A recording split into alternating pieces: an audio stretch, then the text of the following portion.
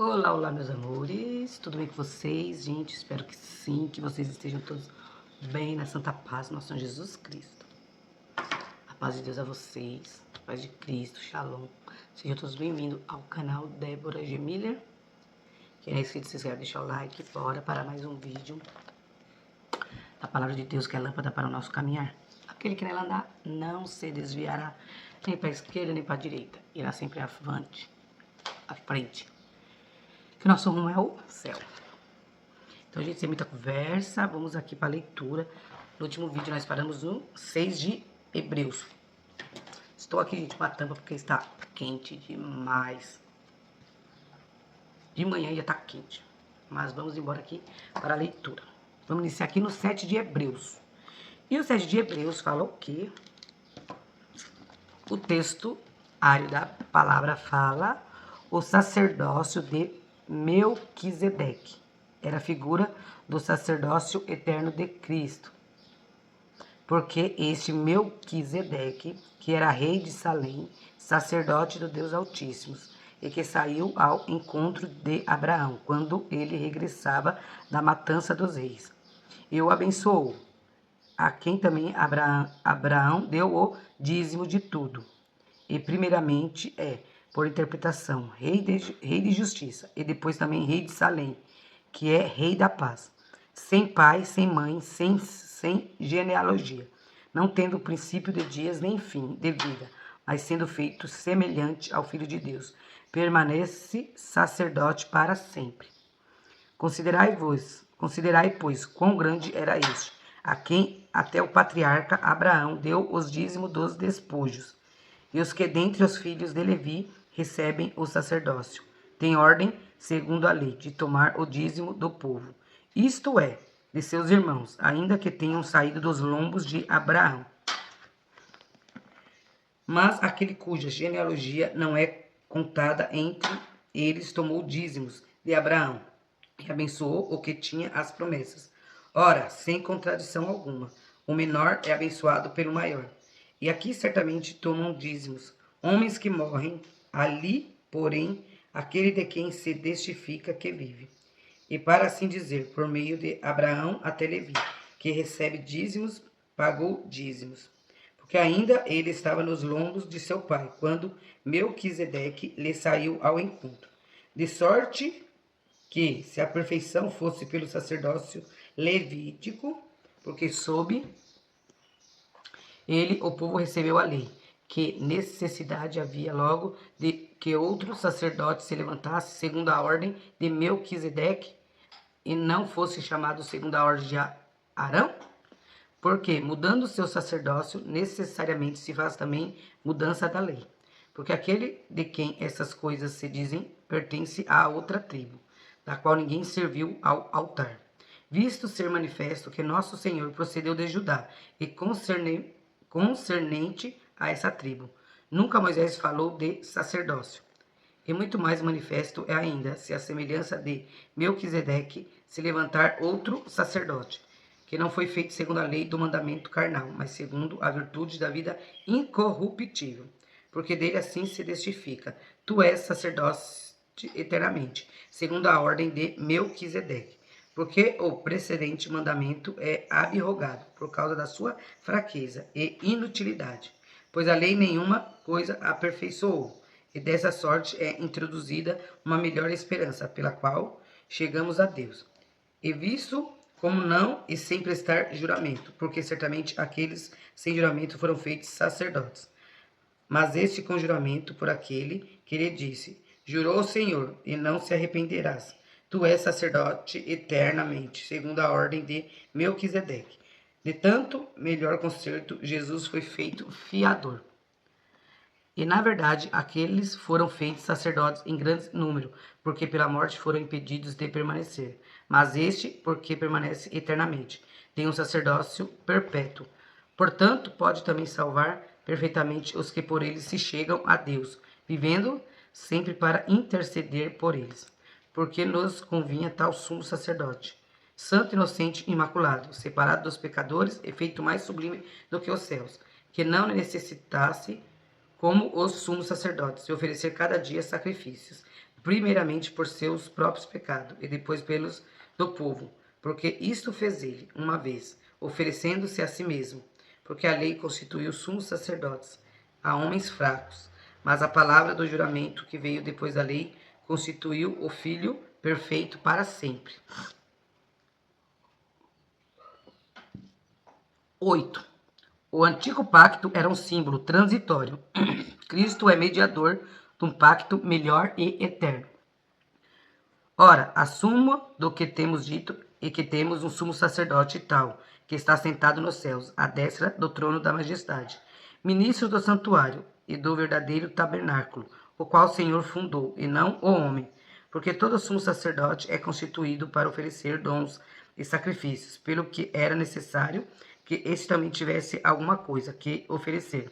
Ora, se ele estivesse na terra, nem tampouco sacerdote seria, havendo ainda sacerdotes que oferecem dons segundo a lei, os quais servem de exemplar e sombras das coisas celestiais, como Moisés divinamente foi avisado, estando já para acabar o tabernáculo, porque foi dito: olha, faze tudo conforme o modelo que no monte se te mostrou. Mas agora alcançou ele ministério tanto mais excelente, quanto é mediador do melhor concerto, que está confirmado em melhores promessas. Porque se aquele primeiro fora irrepreensível, nunca se teria buscado lugar para o segundo. Porque, repreendendo-os, lhe diz: eis que virão dias, diz o Senhor, em que com a casa de Israel e com a casa de Judá estabelecerei um novo concerto, não segundo o concerto que fiz com seus pais no dia em que os tomei pela mão para os tirar da terra do Egito.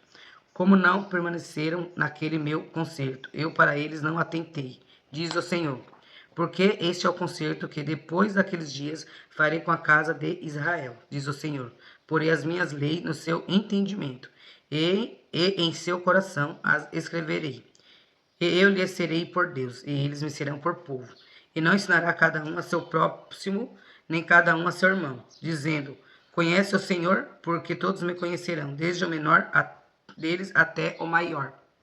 Porque serei misericordioso para com as suas iniquidades, e de seus pecados e de suas prevaricações não me lembrarei mais, dizendo: novo concerto. Envelheceu o primeiro. Ora, o que foi tornado velho, e se envelhece, perto está de acabar. 9. Os sacrifícios do santuário, por causa de suas imperfeições, deviam repetir-se, mas o de Cristo é único, porque é perfeito.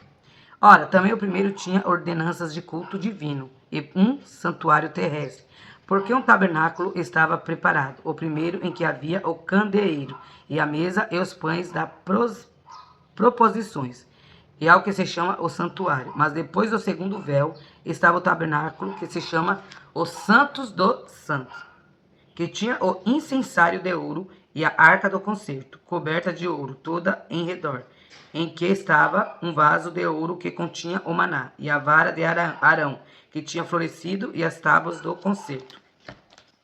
E sobre a arca, os querubins da glória, que faziam sombra no propiciatório, das quais coisas não falaremos agora particularmente. Ora, estando essas coisas assim preparadas a todo tempo, entravam os sacerdotes no primeiro tabernáculo, cumprindo os serviços. Mas no segundo, só o sumo sacerdote, uma vez no ano, não sem sangue, que oferecia por si mesmo e pelas culpas do povo, dando nisso a entender o Espírito Santo, que ainda o caminho do santuário não estava descoberto, enquanto se conservava em pé o primeiro tabernáculo, que é uma alegoria para o tempo presente, em que se oferecem dons e sacrifícios que, quando há consciência, não podem aperfeiçoar aquele que faz o serviço, consistindo somente em manjares e bebidas e várias ablusões e justificações da carne, impostas até ao tempo da correção. Mas, vindo Cristo, o sumo sacerdote dos bens futuros, por um maior e mais perfeito tabernáculo, não feito por mãos, isto é, não desta criação, nem por sangue de bodes e bezerros, mas por seu próprio sangue, entrou uma vez no santuário, havendo efetuado uma eterna redenção. Porque seu sangue nos o sangue dos touros e bodes e a cinza de uma novilha, esparzida sobre os imundos, os santifica quanto à purificação da carne. Quanto mais o sangue de Cristo, que pelo Espírito Eterno se ofereceu a si mesmo, imaculado a Deus, purificara as vossas consciências das obras mortas, para servirdes ao Deus vivo? É por isso é mediador do Novo Testamento, para que, intervindo a morte para a remissão das transgressões que havia debaixo do primeiro testamento, os chamados recebam a promessa da herança eterna. Porque onde há testamento, necessário é que intervenha a morte do testador. Porque um testamento tem força onde houver morte, ou terá ele algum valor enquanto o testador vive? Pelo que também o primeiro não foi consagrado sem sangue, porque, havendo Moisés anunciado a todo o povo todos os mandamentos segundo a lei, tomou o sangue dos bezerros e dos bodes, com água, lã, purpúrea e isope, e aspergiu tanto o mesmo livro como todo o povo, dizendo: Este é o sangue do testamento que Deus vos tem mandado. E semelhantemente aspergiu com sangue o tabernáculo e todos os vasos do ministério. E quase todas as coisas, segundo a lei, se purificam com sangue, e sem derramamento de sangue não há remissão. De sorte que era bem necessário que as figuras das coisas que estão no céu assim se purificassem, mas as próprias coisas celestiais com sacrifícios melhores do que estes. Porque Cristo não entrou num santuário feito por mãos, figura do verdadeiro, porém no mesmo céu, para agora comparecer por nós perante a face de Deus. Nem também para si mesmo se oferecer muitas vezes, como o sumo sacerdote cada ano entra no santuário com sangue alheio. De outra maneira, necessário lhe fora padecer muitas vezes, desde a fundação do mundo. Mas agora, na consumação dos séculos, uma vez se manifestou para aniquilar o pecado pelo sacrifício de si mesmo. E como aos homens está ordenado morrerem uma vez, vindo depois disso o juízo. Assim também Cristo, oferecendo-se uma vez para tirar os pecados de muitos, aparecerá segunda vez, sem pecado, aos que o esperam para a salvação. 10. Porque tendo a lei a sombra dos bens futuros, e não a imagem exata das coisas, nunca pelos mesmos sacrifícios que continuadamente se oferecem cada ano, pode aperfeiçoar os que a ele se chegam. De outra maneira, teriam deixado de se oferecer, porque purificados uma vez, os ministrantes nunca mais teriam consciência do pecado. Nesses sacrifícios, porém, cada ano se faz comemoração dos pecados, porque é impossível que o sangue dos touros e dos bodes tire os pecados. Pelo que, entrando no mundo, diz: sacrifício e oferta não quiseste, mas corpo me preparaste. Holocaustos e oblações pelo pecado não te agradaram. Então disse: eis aqui venho, no princípio do livro está escrito de mim, para fazer, ó Deus, a tua vontade. Como acima diz, sacrifícios e oferta, e holocausto e oblações pelo pecado. Não quiseste, nem te agradaram, os quais se oferecem segundo a lei. Então disse: eis aqui venho para fazer, ó Deus, a tua vontade. Tira o primeiro para estabelecer o segundo, na qual vontade temos sido santificados pela oblação do corpo de Jesus, Cristo, feito uma vez. E assim todo sacerdote aparece cada dia, ministrando e oferecendo muitas vezes os mesmos sacrifícios, que nunca podem tirar os pecados. Mas este, havendo oferecido um único sacrifício pelos pecados, está sentado para sempre à destra de Deus. Daqui em diante, esperando até que os seus inimigos sejam postos por escabelo de seus pés. Porque com uma só oblação aperfeiçoou para sempre os que são santificados. E também o Espírito Santo nolo testifica, porque depois de haver dito: este é o concerto que farei com eles depois daqueles dias, diz o Senhor. Porei as minhas leis em seus corações e as escreverei em seus entendimentos. Acrescenta: e jamais me lembrarei de seus pecados e das suas iniquidades. Ora, onde há remissão destes, não há mais oblação pelo pecado. Exortação a perseverar na fé.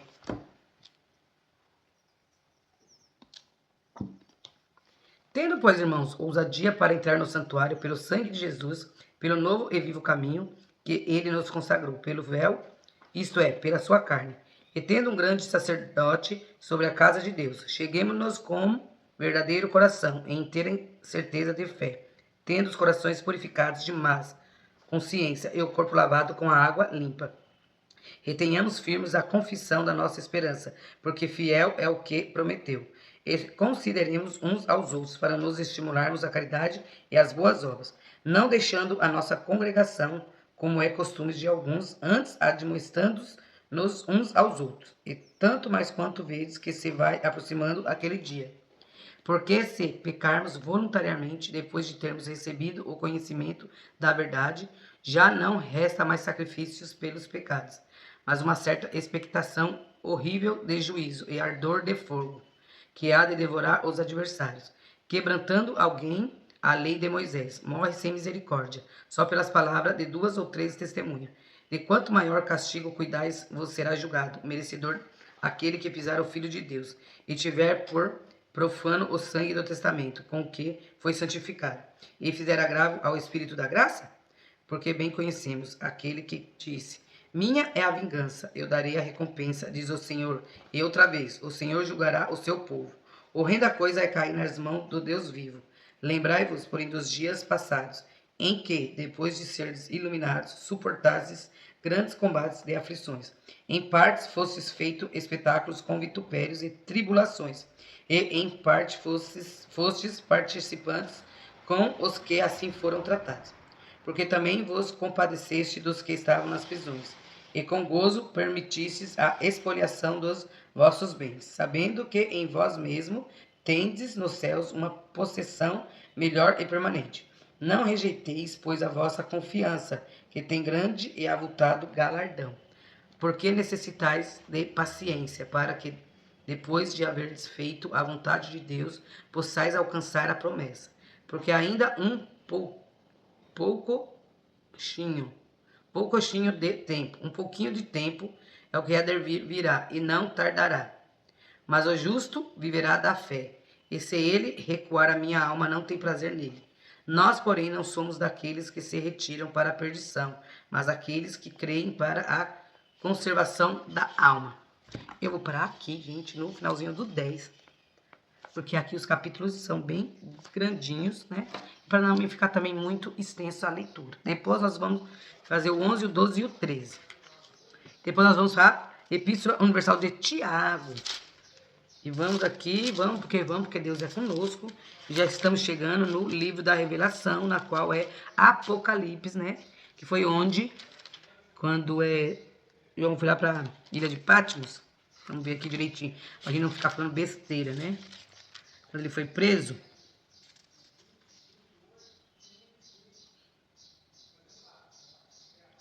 João, quando ele ficou lá na ilha de Patmos. Que Deus deu o livro da Revelação para ele, que é Apocalipse. Para muitos morrem de medo, né? Porque aqui fala que não vai ficar nem raiz nem ramo nesse mundo. E que agora não será mais com água. Agora será com fogo, né? Então, gente, aqui a gente vê aqui, né?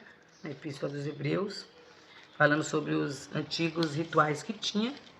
Que era quando precisava de um sacerdote para entrar na tenda para fazer a expiação dos pecados das pessoas. E eles faziam a expiação com sangue de animais, né?